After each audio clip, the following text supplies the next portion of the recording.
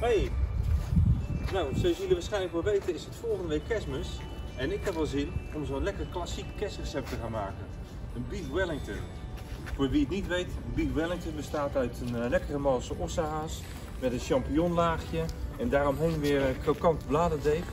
Sommige mensen lijken het moeilijk om te maken, maar het valt best wel mee hoor. Ik zal je het laten zien straks in mijn eigen keuken. Ik heb net hier lekkere malse ossehaas bij de slager gekocht van goede kwaliteit. Nou, daar gaan we wat mee maken. Ik zie jullie zo.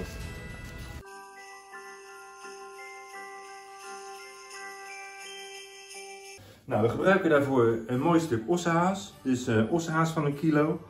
Ja, dat wil je natuurlijk niet verprutsen, want dit is gewoon vlees van meer dan 50 euro per kilo. Ja, als dat helemaal mislukt, dan heb je geen leuke kerst meer.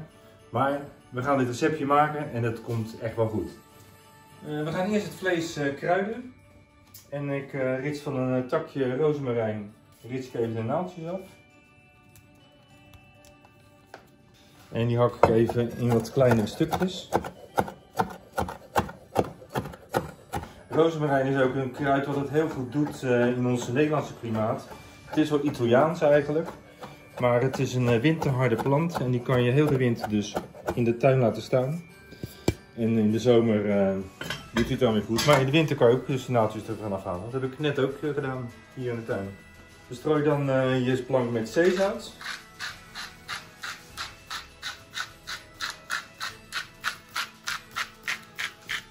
En strooi er wat zwarte peper overheen. Dan pak ik een stuk vlees en dat gaan we door de kruiden en zout en peper rollen. Met alle kanten goed bedekt worden met zout, peper en rozemarijn. Ook de zijkanten even meenemen. Giet dan een lekker stuk roomboter in de pan met een schuit olijfolie. En dan gaan we een stuk ossehaas 4 minuten aan alle kanten even aanbraden.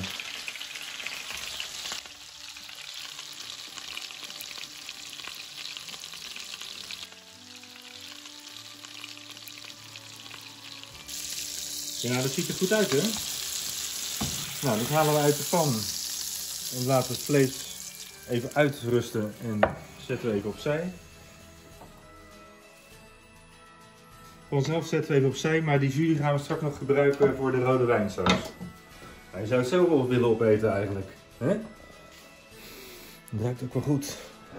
Dan verhitten we in een andere pan ook weer een stukje roomboter met een schuit olijfolie. Maak je niet te heet, want de roomboter kan wel verbranden. Maar dat zal minder snel gebeuren omdat we olijfolie ook hebben toegevoegd. Ik heb hier 500 gram kastanje champignons. En die breek ik eventjes ruw in stukken. En ik ga die in die boter en olijfolie bakken.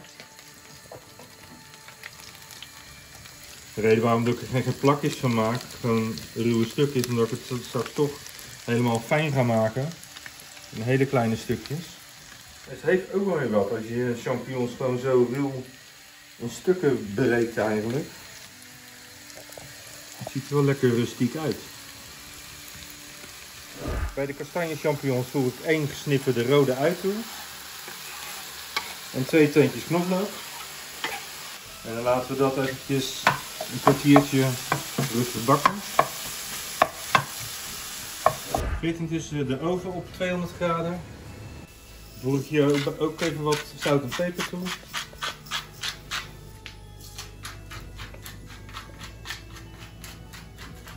En dan een scheutje Worcestershire sauce. Worcestershire sauce. Worcestershire sauce. Ja, nou ja, zeg jij het maar. Ik weet niet hoe het uitspreekt. Worcestershire. Daar voegen we een scheutje van toe. En nog een heel klein beetje truffelolie. Nou, roer dat dan even een laatste keer door elkaar heen.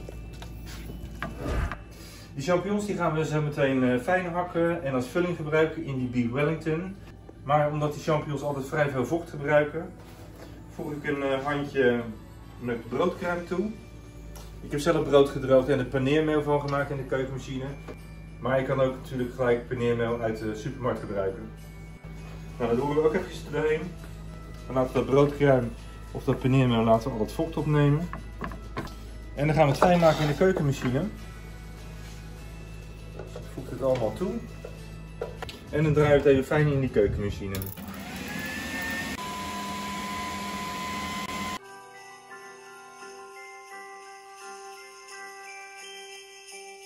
Dan ga ik hier op mijn aanrecht even wat stukken vesthoutfolie neerleggen.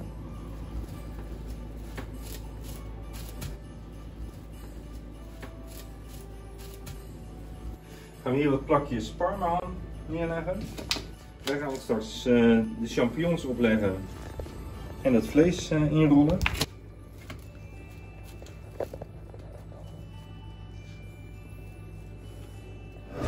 Nou, daar ga ik dan een champignonmengsel op verdelen.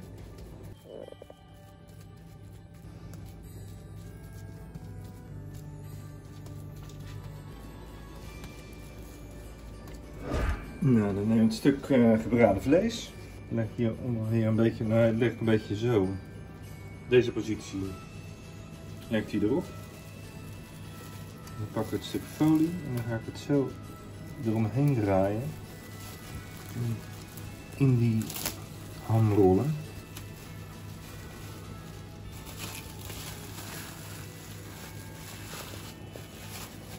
Dat ik een mooi stevig pakketje heb.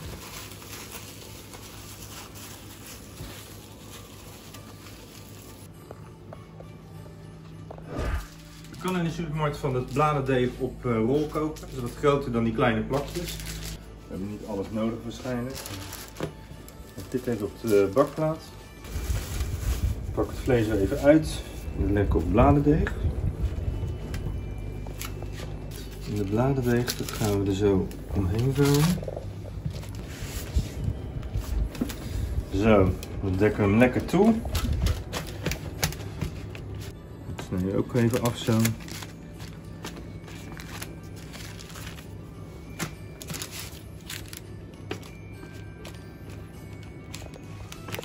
En met een vork drukken we dan even die onderkantjes dicht. Dus afgezien van dat het leuk eruit ziet, heeft het ook gewoon de functie dat het bladerdeeg beter bij elkaar blijft zitten. Dan kluts ik even een eitje. Ik kan met dezelfde vork doen als waar je net die bladerdeeg mee hebt dichtgedrukt. En daar bestrijk je dan heel die beef Wellington mee in. Zorgt voor een beetje een glanzend laagje.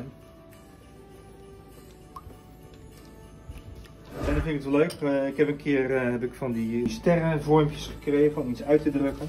En we hebben toch nog een stukje bladerdeeg over. Daar kunnen we natuurlijk leuke kerststerretjes mee gaan maken.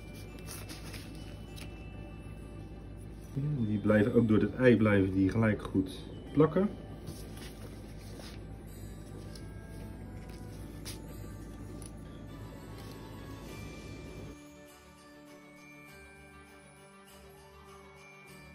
En die sterretjes die smeer ik dan ook nog een beetje in met gekleurd ei. Lijkt me helemaal goed zo. Nou, dan ga ik een half uurtje in de oven zetten. Of tot het bladerdeeg er gewoon goed en krokant uitziet. Als het niet zo is, dan laten we hem 10 minuten langer staan. 40 minuten. Maar ik denk dat het goed is.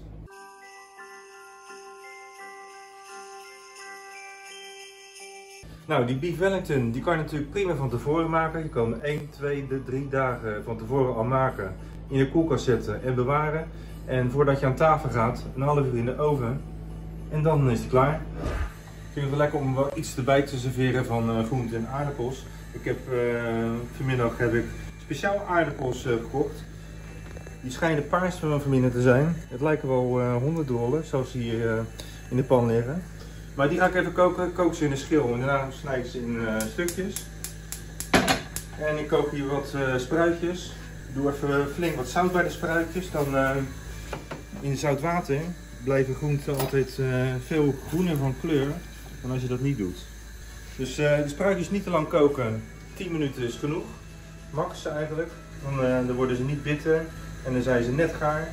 De aardappeltjes, ik denk 20 minuutjes tot een half uurtje.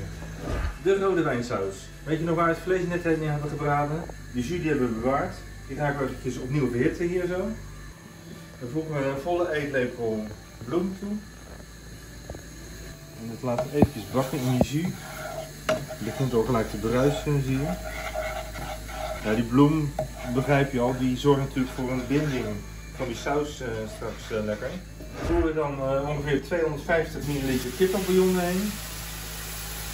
Ongeveer 1 kop bouillon. En een flinke schuit rode wijn.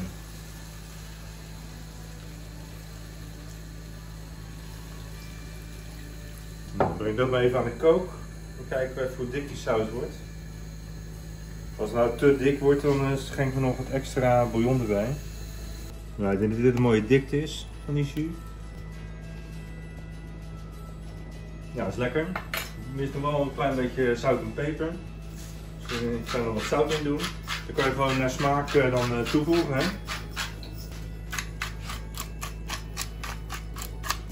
Je kunt ook om de rode wijnsaus ietsje donkerder en nog voller van smaak te krijgen, kun je er een klein scheutje donkere sojasaus heen roeren.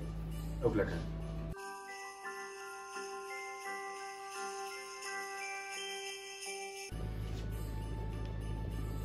Zo, kijk eens hoe lekker dat eruit ziet. Het is goed geworden hoor. Ja, het bovenste sterretje is wel iets te donker uitgevallen, maar nog niet verbrand. Dus dat is op zich goed. Nou, laten we even 5 minuutjes rusten voordat we hem aansnijden. En dan gaan we eens even kijken hoe die van binnen geworden is. 5 minutes later. Nou, dan het meest cruciale gedeelte hiervan, het aansnijden. Dat is altijd spannend of het er binnen goed uitziet. Tadaa! Ja man, wat is dit mooi. Dat is toch gaaf hè. Echt zo'n mooi klassiek kerstrecept. Helemaal goed gelukt. Die champignonrand hier van binnen. Echt goed.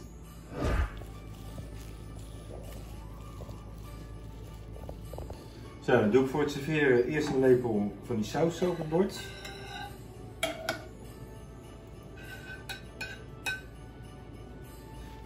Een mooie plak van die Beef Wellington in de saus. Snij ik de aardappels, snij ik in plakjes. Die kunnen ook dus kieltjes zijn. Maar zie je hoe leuk deze er van binnen uitzien. Je hoeft niet al te veel te doen, want zo'n kerstmaal dat is al snel te machtig altijd. Zo een beetje erbij. Er nog wat groenten tussen. Ik heb in dit geval spruitjes, maar je kan ook sperzieboontjes doen. Je kan sperzieboontjes in spek wikkelen. Dat is ook altijd wel klassiek iets. Hè. Zie je hoe mooi groen die spruitjes zijn gebleven?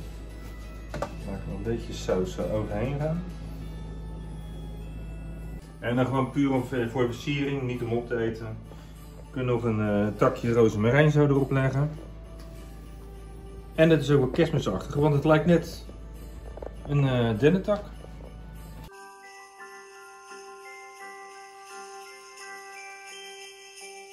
Nou, ik ben blij, want beter als dit kan het volgens mij niet worden. Ja. Oh, man, dit is wel eens te lekker. Hier gaat iedereen blij van worden hoor, als je dit met kerstmis maakt. Dit is echt hartstikke goed. Ja, ik ben wel eens meer enthousiast van mijn eigen gerechten. En ik ben ook altijd oprecht enthousiast, maar dit is wel een hele goeie. Dit is echt hartstikke lekker. En je ziet, dit kan gewoon niet fout gaan. Het vlees is super mals gebleven, is me net aangebraden, even doorgegaard in de oven. Die korst die is krokant gebleven. Champignonvulling, onwijs lekker. Ik zal even die aardappels ook proberen. Met die rode wijnsaus. Ja, het smaakt net even wat anders dan aardappeltjes. Maar daarvoor kan je natuurlijk ook gewoon een normale krieltjes kopen als je dit niet kan krijgen. Maakt helemaal niet uit wat erbij zit. Het hoofdgerecht is gewoon deze heerlijke Beef Wellington. Nou, ik zou zeggen, veel succes met kerst. En ga het zeker maken. Geef een duimpje omhoog onder deze video. Laat... Hey, wat wordt er nou weer? Lijken wel arresleepbellen. Nou ja, ik ga even kijken. Hele fijne kerstdagen volgende week. En tot volgende keer. Hoi! Hey, kijk nou eens wie er voor de deur staat. De kerstman in eigen persoon. Wat leuk dat u langskomt. Ho, ho, ho! Merry Christmas! Ja, ik dacht, laat ik maar eens een bezoekje brengen. Nou, u treft het, kerstman. Ik heb net een heerlijke beef Wellington gemaakt. Oh, maar dat heb ik toch zeker niet van rendierenvlees gemaakt? Dat zou ik niet goed vinden hoor. Nee, wees me niet bang. Het is van runderen gemaakt. En runderen kunnen niet vliegen, dus het is helemaal niet erg. Oh, in dat geval, ho ho! Dan kom ik even binnen om een hapje te eten. Nou, laat iedereen zich maar snel abonneren.